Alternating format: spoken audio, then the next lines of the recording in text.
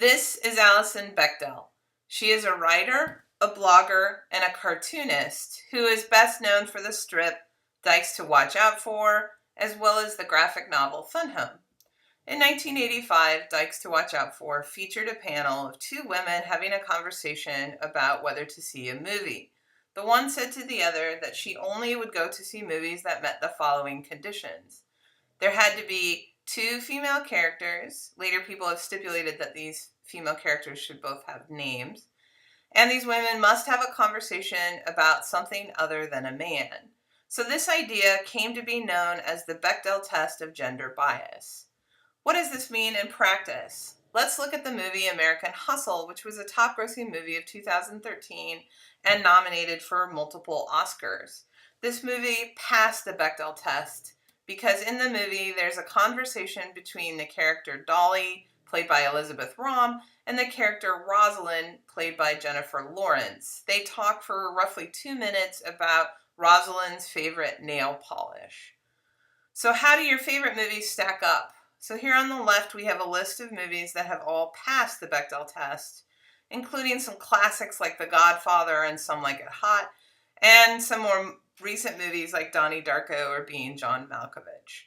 On the right, we have a list of movies that fail the Bechdel test, including Harry Potter, the entire Star Wars trilogy, the entire Lord of the Rings trilogy. So despite having strong female characters like Princess Leia, they do not have two women have a conversation about something other than a man. And indeed, this last movie, Run Lola Run, in 2003, was a top-grossing movie from Germany, was highly lauded for its strong central female character. What are the proportions of movies that pass and fail? Well, Entertainment Weekly calculated that about half of the movies from last year failed the Bechdel test. And what's more, of those that passed, a large proportion of those are really considered chick flicks.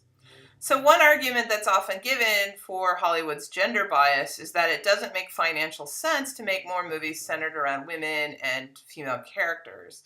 But strictly speaking, that is not true, because the films that passed this test last year netted at a total of $4.22 billion, whereas those that failed netted only $2.66 billion, which translates into a 37% higher return on investment for movies that actually passed the Bechdel test.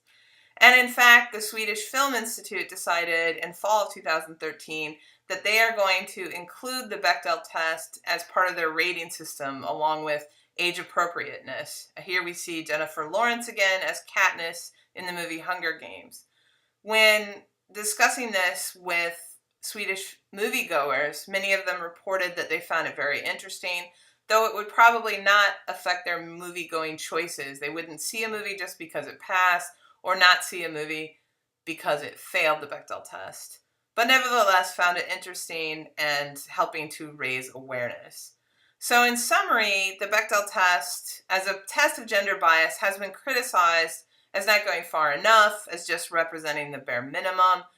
As we saw with American Hustle, it only took a 2-minute conversation about nail polish to pass the test. So an interesting question would be, what would be the next steps to both uncover and remedy gender bias?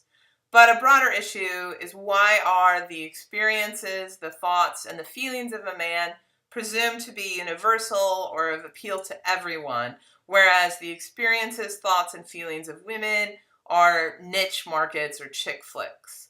And related to that, why is Hollywood shooting itself in the foot? Why does Hollywood continue to underrepresent women, even if it doesn't make good financial sense? Thank you.